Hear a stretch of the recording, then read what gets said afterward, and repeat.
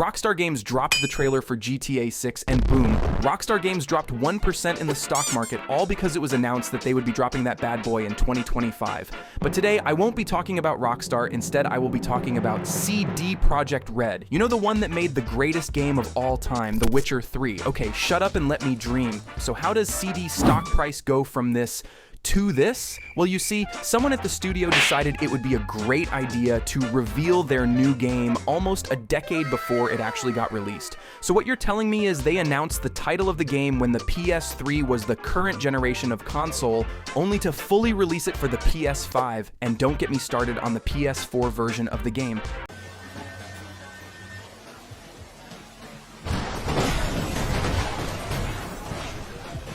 Mind you, their company wasn't even public at the time. Eventually, the company went public in November of 2019, and oh boy, was the hype real. I mean, these guys even got Keanu Reeves to go to E3 to hype it even more. Yeah.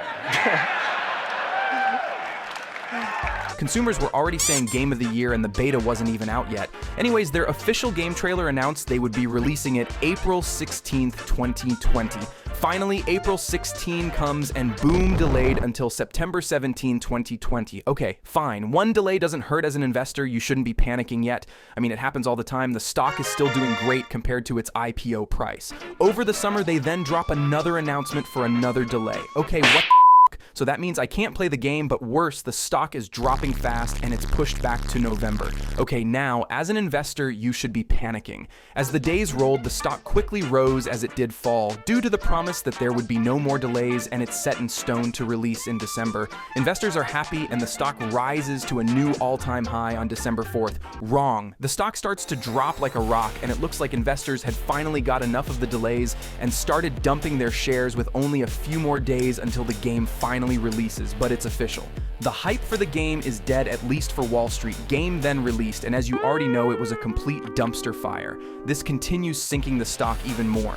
By the end of December, CD stock price landed at $18.31. That's almost a 50% drop from its all-time high at $31.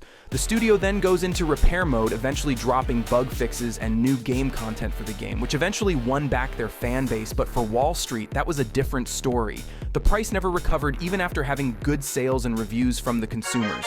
The stock price as of this recording is almost considered a penny stock. So did Cyberpunk 2077 kill the game studio? I mean, after all, they recently did lay off 10% of their staff due to being overstaffed. Spent millions on Cyberpunk post-launch just to fix the game and add new content. No, you fools! Turns out Wall Street was already planning to dump their shares all along. It didn't even matter if Cyberpunk did well or not. But why? It's actually very simple. Just compare CD and Ubisoft's stock price before the launch of Cyberpunk. Even a monkey could see that CD Projekt Red had no reason to be valued more than Ubisoft. It was essentially in a bubble that was ready to be popped. Wall Street was just looking for a good reason. Sorry for the clickbait, guys, but if you enjoyed the video, please feel free to comment on some other topics I should cover later.